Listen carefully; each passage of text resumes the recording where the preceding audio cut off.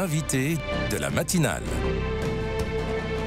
KTO Radio. Des stickers façon macaron du guide du routard sur les devantures de magasins pour montrer que le lieu accepte les enfants à la limite de la dystopie. C'est pourtant l'annonce qui a été faite il y a 2 semaines par la haute commissaire à l'enfance Sarah El Haïry est présentée comme une solution pour lutter contre la tendance No Kids. Alors qu'est-ce que ce mouvement No Kids et qu'est-ce que son essor dit notamment de notre société et de la place de la vie et de la famille? Marianne Durano, bonjour. Bonjour. Merci d'être avec nous. Je vous présente aux auditeurs qui ne vous connaissent pas. Vous êtes professeur de philosophie, mère de famille de 4 enfants et notamment auteur l'année passée du livre très bien reçu par la critique Naître ou le néant aux éditions Desclés de Brouwer qui traite justement de la question de la natalité inscrite dans des réalités sociales et économiques. Et avec un regard philosophique, on y reviendra. Tout d'abord, sur ce mouvement No Kids, c'est quoi et d'où ça vient? Dites-nous en quelques mots. À la base, le mouvement No Kids, c'est une revendication de certaines personnes qui revendiquaient le fait de pouvoir tout à fait s'épanouir sans enfants. Et c'était d'abord ça. Et de ce point de vue-là, on n'a pas grand-chose à redire, fort bien. Sauf qu'on voit que petit à petit, ça prend de l'ampleur et ça devient la revendication de certaines personnes, non seulement à ne pas avoir d'enfants, mais à ne pas être importuné par les enfants des autres. Et donc là, on voit que ça devient quelque chose qui n'est plus seulement individuel, mais politique. Et ça rejoint d'ailleurs la thèse de mon livre, qui est que le choix d'avoir ou de ne pas avoir des enfants, c'est de toute manière toujours un choix politique, et que ça interroge en fait, dans tous les cas, la relation d'une société entière à son avenir, quoi. Une tendance d'ailleurs qu'on ne retrouve que dans les pays occidentalisés, les États-Unis, l'Allemagne, la Corée du Sud, beaucoup également. Oui, c'est vrai que j'ai eu pas mal de témoignages très intéressants de personnes qui ont vécu à Madagascar ou au Liban, en Syrie, dans des pays un peu sinistrés, et qui me témoignaient de cette stupéfaction devant la place des enfants dans ces pays-là, où notamment en Afrique, un enfant c'est toujours une joie, c'est toujours une bonne nouvelle, même si parfois il est accueilli dans des contextes cataclysmiques. On vous dira jamais mais t'es complètement irresponsable d'avoir un enfant dans ce contexte. Oui. Il y a des enfants partout dans les rues, et c'est non seulement c'est ok, mais en plus tout le monde le considère comme la lumière de la vie, quoi. C'est une source de joie, l'enfant, alors même, et c'est ce qui a fait que j'ai voulu aussi écrire mon livre, alors même que ces contextes sont difficiles, alors qu'on est dans la précarité économique, la précarité politique, la guerre, la famine, tous les fléaux que vous pouvez imaginer. Là, l'enfant est vu comme une bénédiction, alors que dans nos sociétés de confort et de sécurité, l'enfant est vu comme une menace, un perturbateur, ou en tout cas un choix purement individuel. Alors qu'il y aurait, paradoxe. Ouais, exactement, un vrai paradoxe. Il y a cette phrase que l'on entend souvent, que l'on peut même dire parfois, même si on est fatigué. Ah, cet enfant qui pleurait dans la salle d'attente, quel enfer! Ou alors assis à côté de moi dans le train, c'est insupportable. Pourquoi cette intolérance est acceptée envers les enfants? Mais déjà, il y a un paradoxe qui n'est qu'apparent, c'est de se dire, mais il y a de moins en moins d'enfants, tous les chiffres le disent, oui. Et le peu qui restent sont encore de trop et sont encore insupportables.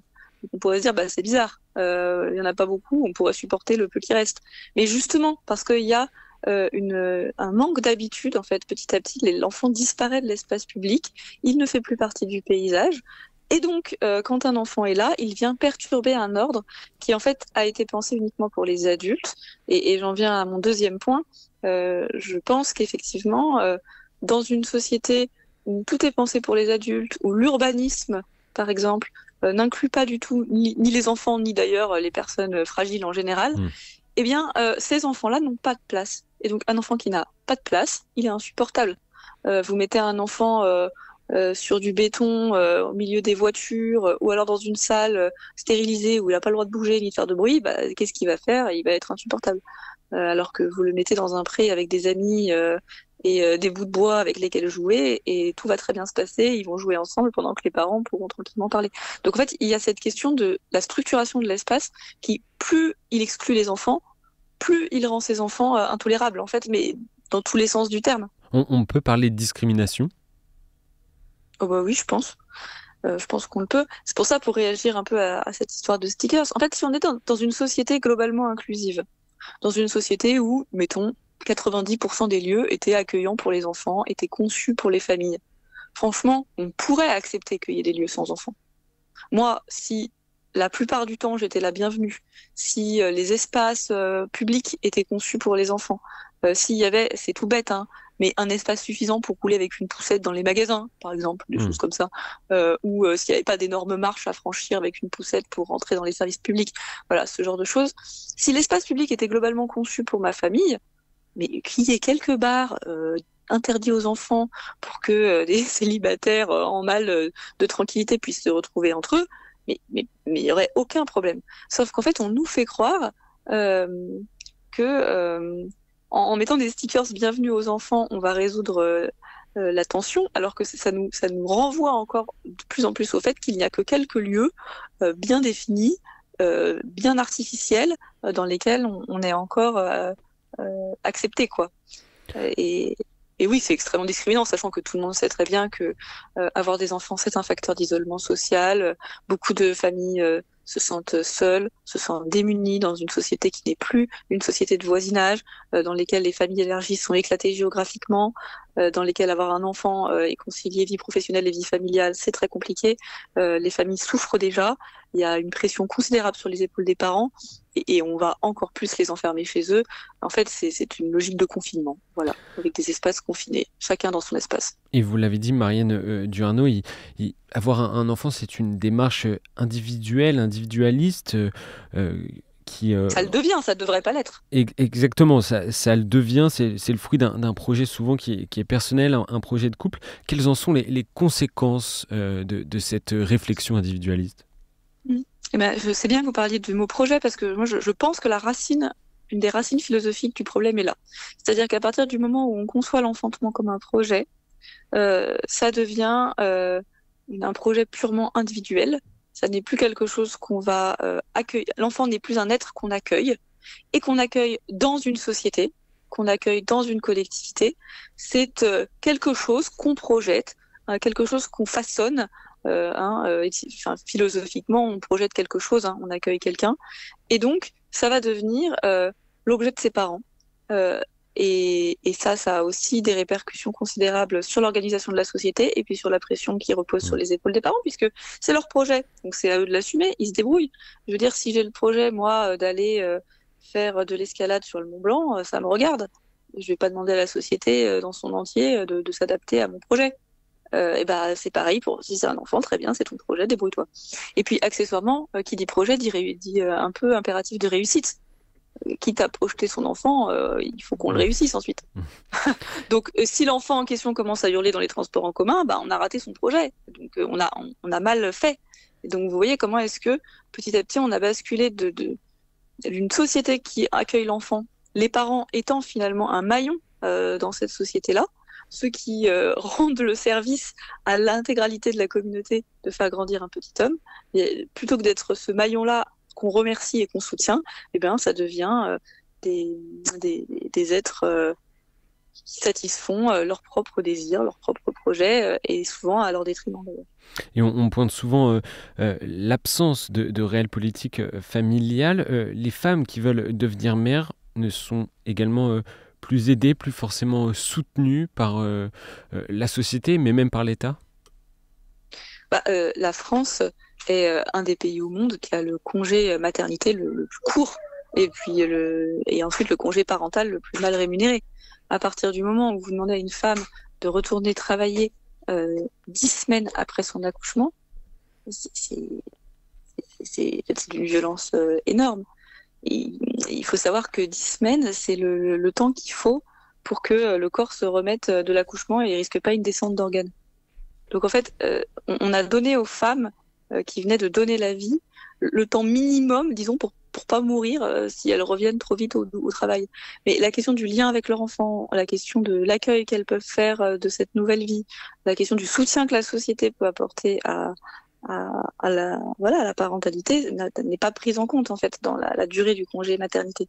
Avec une réforme qui a eu lieu et qui donne 3 mois pour la mère et 3 mois pour le père avec une nouvelle rémunération.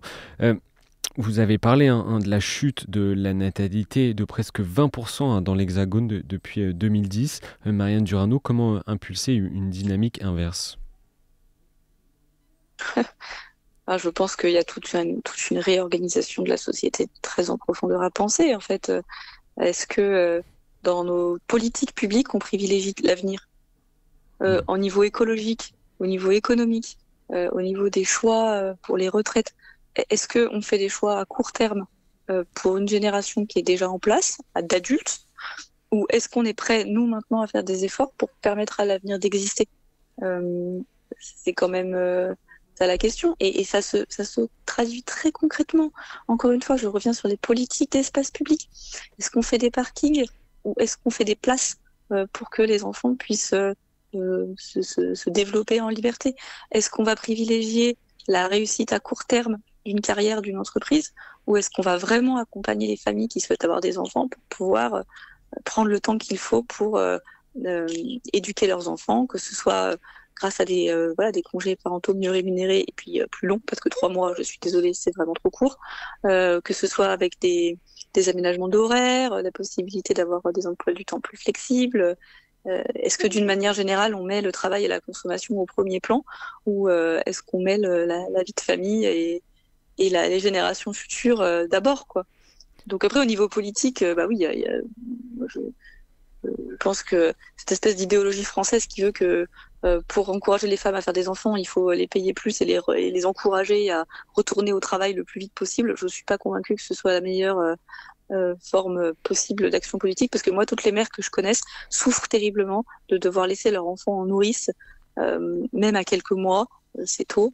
Et il y en a beaucoup qui souhaiteraient en fait pouvoir rester auprès de leur enfant, avoir un temps partiel et être sûr de ne pas être ensuite mise au placard à leur retour. Donc je suis agacée devant cette rhétorique constante qui consiste à dire que en fait, pour que les femmes aient des enfants, il faut qu'on leur garantisse un retour à l'emploi le plus vite possible dans les meilleures conditions, en créant des places en crèche et en étant bien sûr qu'elles puissent se débarrasser de leur enfant sitôt né. Là, on nous dit qu'il faut inscrire nos enfants en crèche au moment de la conception pour être bien sûr d'avoir une place. Mais en fait, personne n'a envie d'avoir un enfant dans ces conditions. Personne n'a envie d'avoir un enfant s'il faut l'inscrire en crèche alors qu'il est même pas conçu ou qu'il est à peine conçu. Donc, je pense qu'il y a cette question vraiment de la présence des enfants au sein de leur famille, auprès de leurs parents, et que vouloir à tout prix que les parents retournent au travail et soient productifs le plus vite possible, c'est à mon avis se tromper de cible. Merci Marianne Durano de nous avoir donné votre avis, votre regard et votre lecture sur la place de l'enfant au final dans la société. On l'a entendu à travers cette tendance No Kids dont on a parlé. Je rappelle que vous êtes professeur de philosophie, mère de famille de 4 enfants. Et je rappelle également le titre de votre dernier ouvrage, Naître ou le néant, aux éditions des Clés de Brouwer. Bonne journée à vous. Merci. Merci, au revoir.